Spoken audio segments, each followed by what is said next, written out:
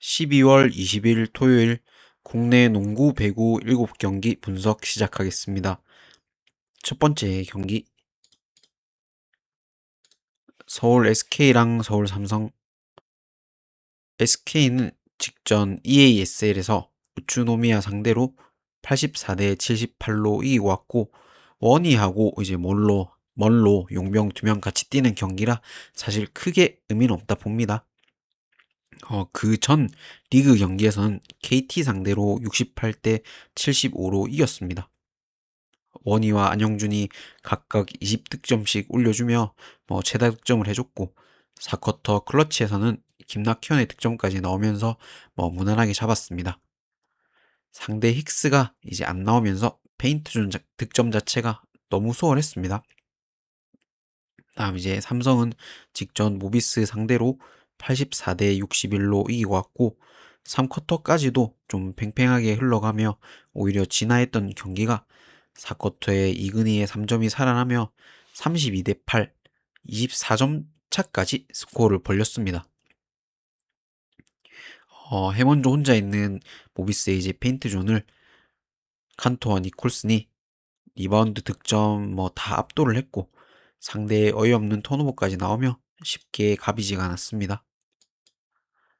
이 경기 올 시즌 1대1, 1승 1패로 팽팽한데, 원이 없을 때는 삼성이, 원이가 있을 땐 SK가 잡았습니다. SK가 3일 전에 EASL을 뛴 체력적인 여파가 오늘 좀 분명 있을 것 같고, 항상 이 EASL 뛰고 온 경기 다음엔 80실점 이상을 하며 수비 집중력이 좀 흐트러진 경기를 했습니다. 삼성이 휴식이 길었죠. 6일간 쉬어서 3점 슛감이 좀 가라앉을 수는 있겠지만, 니콜슨과 칸터 다 폼이 좋기 때문에 오히려 빠른 트랜지션 농구로 수비 안 하는 원이 상대로 좀 많은 득점 올릴 수 있을 거라 봅니다. 이대성이 이제 시즌 아웃급 부상이라 메인 핸들러로 이제 김효범 감독이 쓸 수가 없죠. 쓰고 싶어도 못 쓰겠죠. 이제 오히려 그렇게 되면 오히려 삼성의 공이 원활하게 좀 돌 수도 있다고 봅니다. 삼성의 역배까지는 아니더라도 승패는 그냥 패스를 하고, 어, 삼성의 프렌과, 삼성 풀과 다득점, 그리고 5점 내 승부를 보기에 오무 보겠습니다.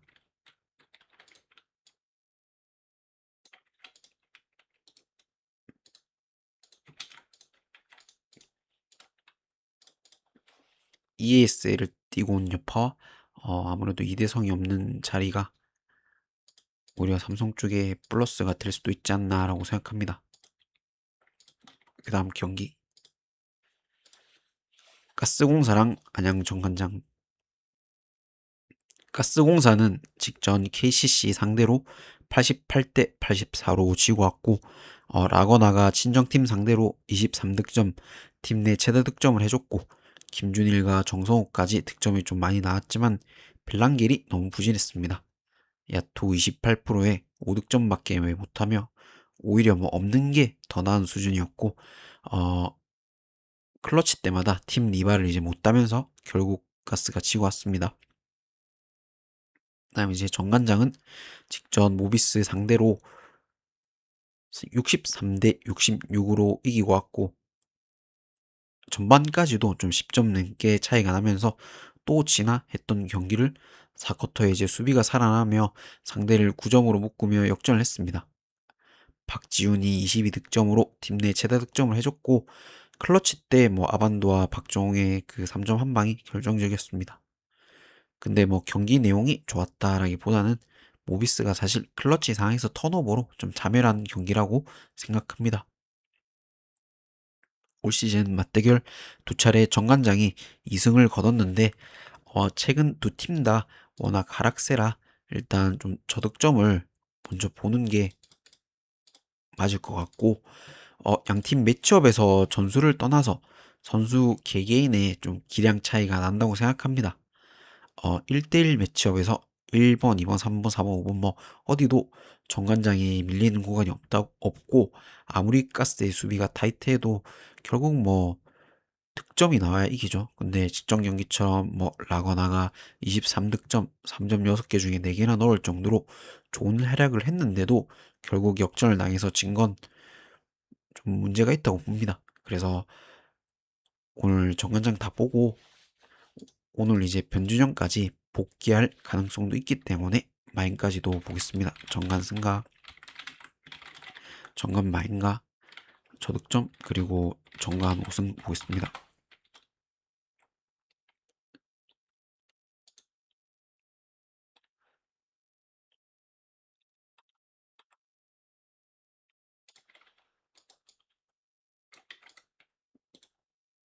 그 다음 경기 하나은행 대 KB스타즈. 하나은행은 직전 BNK 상대로 69대 66으로 지고 왔고 진한이 이제 31득점으로 팀 내 최다 득점을 해줬지만 사키의 야투가 25%로 너무 안 들어갔습니다. 그리고 뭐 박진영 외에는 다른 국내 선수들 득점이 거의 없는 수준이었고 안해지를 좀 세깅하면서 4쿼터에는 뭐 원포지션까지도 따라갔지만 사키가 마지막 3점을 좀 실패하며 드디어 하나은행의 연승이 끊겼습니다. KB는 직전 삼성생명 상대로 66대 55로 이기고 왔고 박지수의 이제 복귀 경기였는데 그것과 별개로 국내 선수들의 3점이 너무 잘 들어갔습니다. 주전 5명 다 10득점을 넘길 정도로 득점 분배도 좋았고 클러치에서 에너지 레벨 역시 뭐 상대를 압도했습니다. 양팀 그러니까 KB도 연패, 삼성생명도 연패였는데 둘 다 연패였지만 감독 차이로 KB가 뭐 가비질을 내서 이겼다고 봅니다. 올 시즌 한 차례 맞대결 67대 57로 하나은행이 잡았는데 연승 뒤에 뭐 연패란 말이 있지만 사키가 2경기 연속 팀을 망치진 않을 거라 봅니다. 박지수가 복귀하긴 했지만 정상 컨디션이 분명 좀 아니었고 뭐 김정은이나 진한으로 박지수를 어느 정도 제어 가능하다 봅니다. 나머지 국내 선수들 역시 KB 상대로 높이에서 좀 장점이 있기 때문에 리바운드까지 압도할 가능성이 있다 보고 하나가 의외로 이 경기 무난하게 잡지 않을까 생각합니다. 하나 다 보고 하나 승에 하나 많이 보고 오늘은 사키가 다시 또 에이스의 모습을 보여줄 것 같기에 던지면 다 들어가지 않겠나 생각을 하기에 다득점 보겠습니다. 그리고 하나 5승 보겠습니다.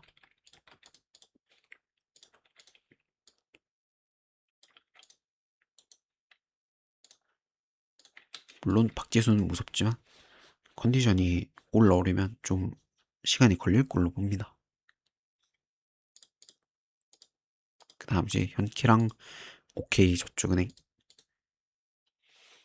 현캐는 직전 3하 상대로 3대 0으로 지고 왔고 최근 연승 중이라 3연승 중이라 좀 역배까지도 봤었지만 클러치 때마다 범실이 나오며 뭐 셧아웃이 났습니다. 황승빈이 이제 복귀를 하며 오히려 좀 미들은 살아났습니다. 근데 레오와의 호흡에는 문제가 있었고 아무리 뭐 레오라도 타점이 이제 안 맞으니까 범실이 많을 수밖에 없었습니다. 그다음 이제 옥전은 직전 우카 상대로 3대 2로 이기고 왔고 홈 3연전을 다 잡았는데 디미트로프가 공격 성공률이 떨어지긴 했지만 전강인이 20득점이나 20득점이나 해줬고 오랜만에 송이채가 교체로 나와서 자기 목 이상을 좀 해주니까 도저히 뭐 질 수가 없었습니다. 올 시즌 두 차례 맞대결 다 옥저가 잡았는데 오늘은 그 전 두 경기 맞대결에서 없었던 황승빈이 복귀를 했고 허수봉의 폼까지 좋기 때문에 형캐 쪽이 맞다고 봅니다. 레오가 직전 경기에는 황승빈과의 호흡이 좀 문제가 있었지만 오늘은 분명 더 나아질 거라 보고 지금 최민호까지 활용하기 때문에 미들에서도 뭐 득점이 많이 나올 수 있다고 봅니다. 옥저가 홈 3연승을 하긴 했지만 디미트로프는 여전히 클러치에서 불안하고 국내 선수들은 기복이 있는 편이라 원정에서는 좀 고전할 수 있다고 봅니다. 그래서 이거 영케 다 보고 영케 승에 이렇게 많이 보고 저득점까지도 보겠습니다.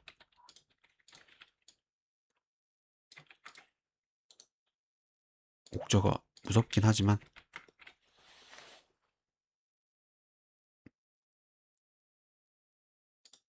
그래도 오늘은 이기지 않겠나 생각합니다. 그 다음 경기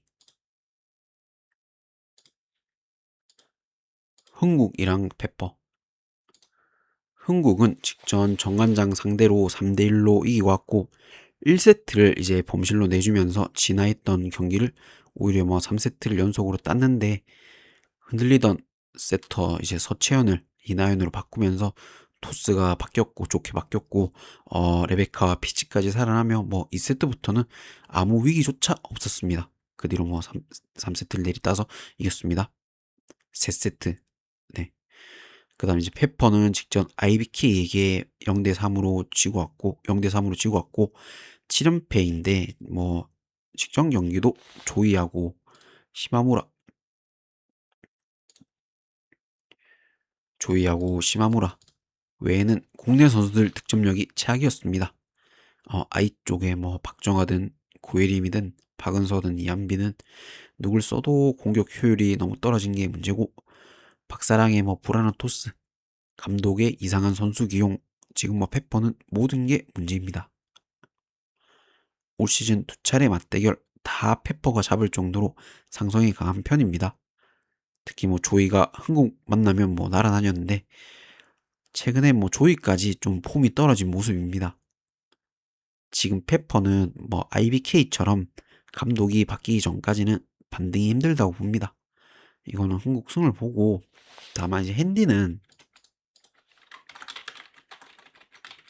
목승을 보고 다만 핸디는 레베카 역시 좀 기복이 있고 조이의 활약으로 뭐 페퍼가 한두 세트 이길 가능성도 있기 때문에 그냥 핸디를 패스하고 다득점 보겠습니다. 일반 한국 승가 다득점 이렇게 보겠습니다.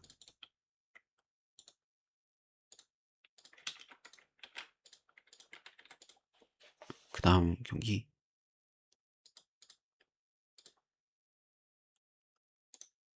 삼성생명 대 신한은행. 삼성생명은 직전 KB 상대로 66대 55로 지고 왔고 이란 외에 뭐 국내 선수들 아무도 10득점을 넘기는 선수가 없었고 수비로 좀 따라갈 만하면 들어가지도 않는 팀 3점만 좀 난사하면서 도저히 좁힐 수가 없었습니다. 3연패인데 3연패 기간 내내 클러치에서 이해란 고 이거 외에는 전술 자체가 없으니 상대 입장에선 뭐 이해란만 막으면 됩니다. 지금 키아나가 없죠 올해 없기 때문에 아무래도 올 시즌은 좀 하상윤 감독의 한계가 느껴지지 않나라고 봅니다.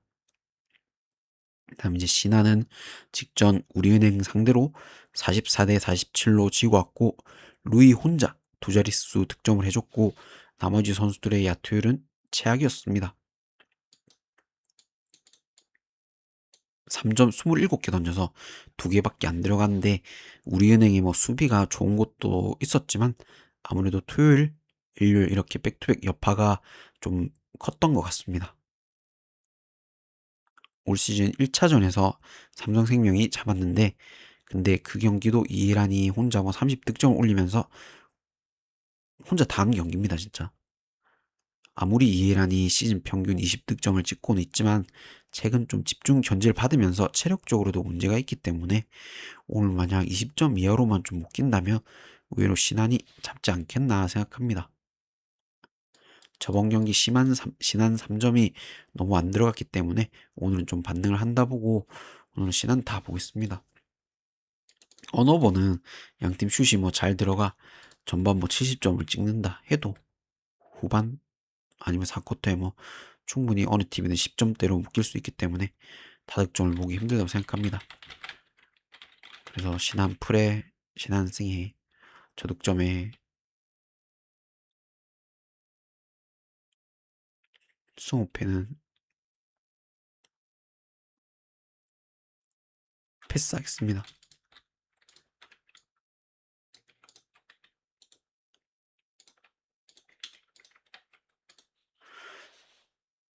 태우나의 전술이냐, 하상현의 전술이냐, 일 것 같은데, 둘 다 전술이 없어서 박빙으로 흘러갈 것 같습니다. 그 다음 이제 KCC랑 소노. KCC는 직전 가스 상대로 88대 84로 이기고 왔고, 최준용과 이제 장지석이 부상으로 좀 빠졌었지만, 스몰 라인업으로 오히려 좀 빠른 트랜지션 농구를 한 게 통했고, 그동안 잠잠하던 나바로까지 클러치에서 득점을 올려주며 이겼습니다. 역시나 촌농이 페인트존을 압도하며 팀 내 최다 득점을 해줬고, 허웅의 야투율도 좋았습니다. 다음 이제 소노는 직전 KT 상대로 85대 86으로 지고 왔고, 전반까지는 팀 3점이 좀 잘 들어가면서 앞서고 있었지만, 후반 들어서는 약점인 높이에서 밀리며 하윤기하고 윌리엄스에게 너무 많은 득점을 내줬습니다. 그래도 뭐 이정현의 야투로 뭐 클러치까지 갔지만 0.8초 남기고 반칙으로 자유투를 주며 졌습니다. 올 시즌 맞대결 1승 1패인데, 사실은 승패보다는 양팀 모두 수위보다는 화력 싸움을 달리는 농구를 할 가능성이 높기 때문에 일단 다득점을 먼저 보고, 장지석, 최준용, 정규창이 없기 때문에 스몰 라인업을 썼을 때 오히려 뭐 4번이 약한 소노가 훨씬 더 매치업에서 강점을 가져갈 수 있다 봅니다. 최승욱의 야투도 최근 잘 들어가고 있고, 이정현이나 캠버 역시 상대적으로 낮은 KCC 높이 상대로 충분히 좀 많은 득점 올려줄 수 있다 봅니다. 그래서 이거를 소노, 소노 역배까지도 보고, 소노 풀 보고, 다득점 보고, 스모페, 스모페는 패스하겠습니다.